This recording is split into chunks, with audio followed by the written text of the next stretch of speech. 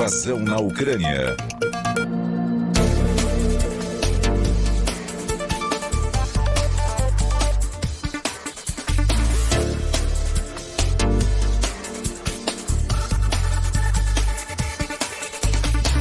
Agora são 5 horas e 17 minutos. Hoje nós tivemos mais uma manifestação do embaixador brasileiro na ONU, Ronaldo Costa Filho.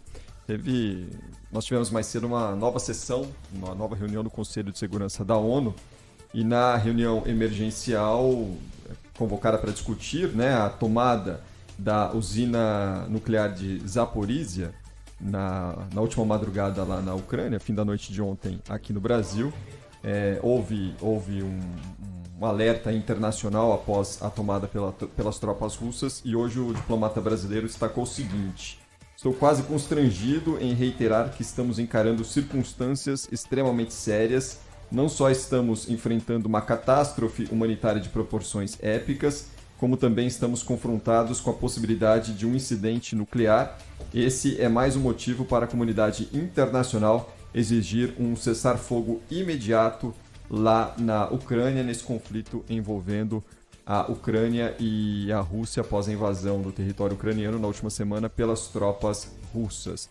Foi algo que chamou atenção ontem, A Rússia, com a tomada da usina de Zaporizhia, ela passa a controlar 2 usinas nucleares no país. Além de Zaporizhia, também já tinha tomado, lá no primeiro dia, a usina nuclear de Chernobyl. Bom, vamos para a Europa. O Felipe Kine está conosco ao vivo aqui nos Bastidores do Poder, atualizando para a gente mais um dia de muita tensão, muita conversa em todos os organismos, todas as esferas internacionais, Kine? Boa tarde, boa noite para você, tudo bem?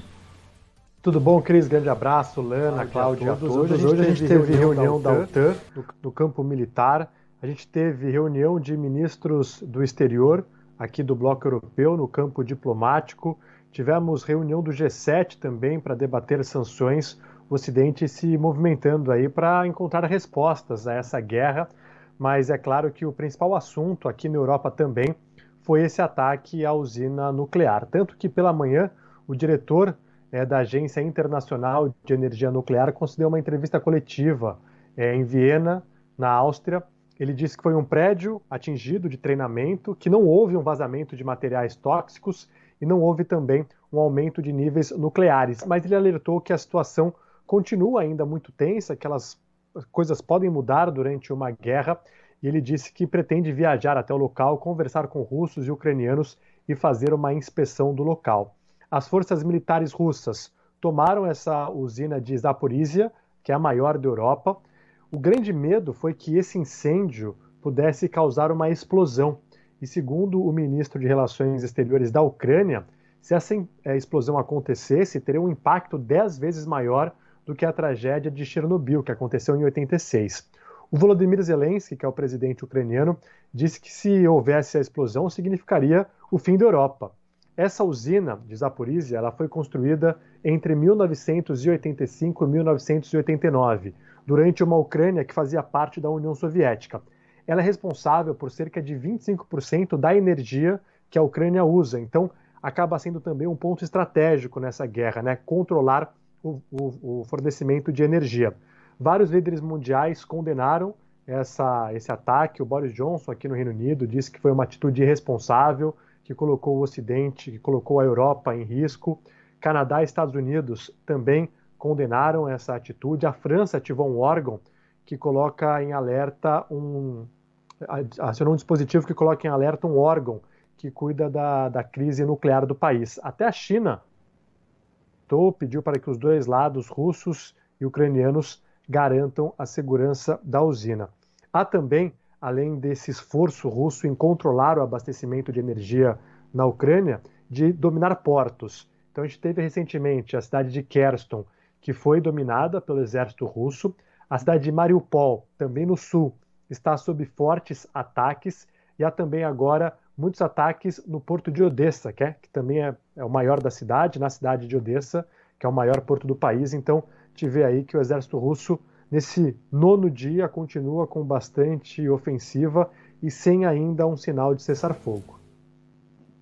Ô Kilin, hoje a gente teve, você citou as manifestações de lado a lado, e hoje a gente teve uma conversa do Vladimir Putin com Olaf Scholz, né? Nessa conversa, o Putin destacou ali que as imagens de bombardeios não são reais, que são imagens montadas. É uma guerra de discurso de lado a lado, né? Cada um tentando colocar nas palavras ali uma certa vantagem, né? Numa guerra também que é de retórica. Como que esse cenário repercute aí na Europa e entre a população? Olha, de fato, viu, Cris, isso acontece, a gente vê que há uma guerra de retórica, inclusive sobre esse bombardeio na usina nuclear.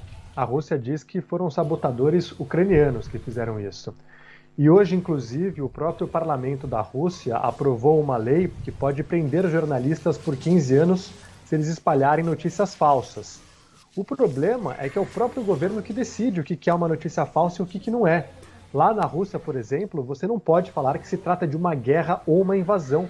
Você tem que falar que é um exercício militar, né, uma operação militar especial para desmilitarizar o país vizinho e também combater grupos nazistas. Várias manifestações têm acontecido na Ucrânia e são reprimidas essas manifestações, inclusive com a prisão de crianças. A gente mostrou uma imagem muito chocante ontem no Jornal da Band. Sim. E aqui no Ocidente... Pois não? Desculpa, Kilin. Sim, é muito chocante a imagem que vocês mostraram ontem no Jornal da Band de uma criança chorando, e terminava a matéria com essa imagem da criança e o Kilin dizendo, uma criança chorando sem saber por que isso estava acontecendo com ela, sem entender por como um simples protesto contra a guerra se transformou naquilo. Prender criança, prender idoso. Exato. Ela foi com uma flor e um cartaz escrito "Não à guerra" em frente à embaixada da Ucrânia e foi presa. Tem também a imagem de uma idosa que foi presa. Aqui no Ocidente também eles tiraram canais de televisão públicos da Rússia. A RT, por exemplo, pegava aqui em casa. Hoje você liga, aparece lá, fora do ar. Tem também o Ocidente tentando que essas informações da Rússia não chegam até aqui, porque os políticos europeus dizem que a Rússia tenta distribuir fake news aqui e passar uma imagem do que não está acontecendo na Ucrânia, né? De que eles estão fazendo operações pontuais. Então a gente vê de fato que existe essa guerra de retórica e a gente vê nessas reuniões em que tem a presença de políticos russos ou de representantes da Rússia, que eles continuam com essa retórica de que estão combatendo nazistas e que estão fazendo operações especiais só, né, pontuais na Ucrânia, quando as imagens mostram que as ofensivas estão em todo o país. Então existe de fato essa guerra de retóricas. Olá, Kilin, tudo bem? Muito boa tarde aqui, boa noite aí, já tarde da noite, desculpe aí, trabalhando até uma hora como essa, mas assim, tem umas coisas que não fazem sentido, né? Realmente não fazem sentido. Por exemplo, o que a gente viu ontem, pelo menos as imagens que chegaram aqui ao Brasil sobre esse ataque à usina nuclear, um ataque de sinalizadores, né? É a imagem de um sinalizador caindo no estacionamento na área da usina, dessa usina de energia nuclear. Assim, não parece razoável, a menos que o Putin seja o louco que as pessoas dizem que ele é, não parece razoável que os russos bombardeassem uma usina nuclear, né, e se matassem junto com todos os ucranianos. Inclusive tem uma onda, né, uma espécie de nuvem de radiação que tudo indica, segundo os especialistas, entrevistamos um deles hoje no jornal Gente, ele mostrando que se houvesse isso, essa onda de radioatividade se espalharia não só na Ucrânia, mas entraria em território russo. E se tem um agente que entende de energia nuclear, são os russos, né? Eles mexem com isso e mexem mal, né, a julgar por Chernobyl há muitos anos. Quer dizer, não parece crível que os russos pretendessem bombardear, destruir uma usina nuclear. Até porque, assim, é mais estrategicamente mais inteligente e faz parte de qualquer estratégia militar de guerra, controlar a infraestrutura, controlar, por exemplo, o fornecimento de aquecimento, né, por energia ou de energia de uma maneira geral para a população civil, né? O russo, controlando uma geradora de energia nuclear, pode matar as pessoas de frio, por exemplo, né, se desligar lá o botão. Então, assim, e a gente vê de outro lado os russos dizendo não tem nada a ver com isso, mas tem lá um prédio pegando fogo, né? Há uma guerra de versões, né, que me fazem lembrar uma série espanhola que eu assisto, eu gosto muito, cujo título é Todos Mentem. Eu acho que é o caso, viu? Eu acho que nessa guerra aí, novamente, a mentira é a primeira vítima. Ou a verdade é a primeira vítima. Olha, de fato, viu?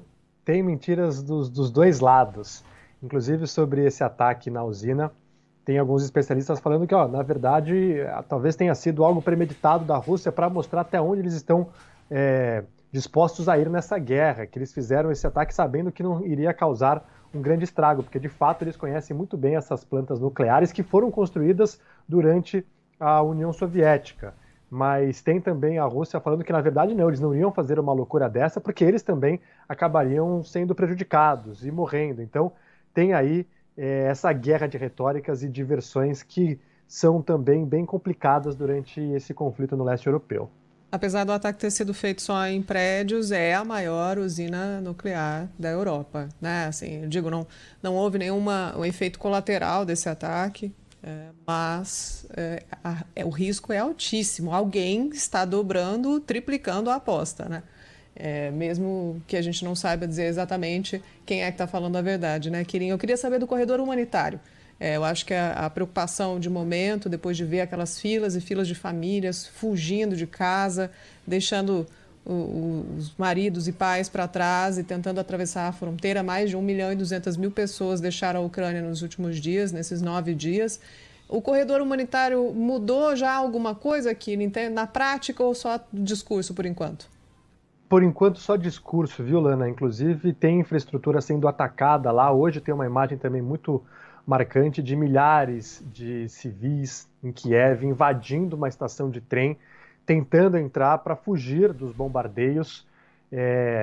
Tem ainda uma fila enorme na fronteira com a Polônia, sobretudo, gente esperando mais de 50, 60 horas para cruzar, num frio danado, sem comida. Há relatos também de que soldados russos estão invadindo mercados e roubando comida, e aí tem aquela coisa, né? Mas será que eles estão roubando comida para causar destruição ou porque não estão tão preparados e não têm abastecimento nas suas próprias tropas? Então ainda está um pouco confuso como que está essa questão de logística para liberar que as pessoas saiam da Ucrânia e também que mantimentos cheguem lá. Inclusive na cidade de Mariupol, as pessoas estão falando que estão há 2 dias sem energia elétrica, aquecimento e também sem água. Então essa situação aí humanitária a gente vem falando desde o início, né? Já são mais de 1 milhão de ucranianos que fugiram, tem muitos ucranianos deslocados em seu próprio país, mas esse corredor humanitário que foi acordado na reunião entre Rússia e Ucrânia, que aconteceu em Belarus, na prática ainda não está dando tanto resultado. A gente tem que esperar nos próximos dias, mas até agora ainda não muito, viu? Aliás, a terceira reunião vai ocorrer nesse fim de semana, né, Quirin? Exatamente. A gente fica na expectativa de que essas reuniões possam trazer um cessar-fogo, né? Mas as expectativas são baixas, elas existem, então a gente tem que acreditar. Mas a Rússia continua com demandas que, na visão da Ucrânia, são impraticáveis, e a Ucrânia está cada vez mais se aproximando do Ocidente, pedindo para entrar na União Europeia, pedindo ajuda da OTAN, e que a Rússia certamente não encara muito bem essas palavras e essas atitudes. Então, tem essas negociações, isso mostra que há um canal de comunicação aberto, mas o próprio Volodymyr Zelensky, presidente ucraniano, diz que só uma conversa dele com Putin pode resolver essa guerra. Mas mesmo assim, são países que estão com posições bem diferentes. Um deles vai precisar ceder. E até agora nenhum dos lados mostra a intenção de ceder. Mas a Ucrânia está sendo amassada, né? Já são 9 dias e a Europa está também sofrendo bastante. A Rússia, evidentemente, com sanções, mas a Ucrânia tem sofrido bastante nesses dias.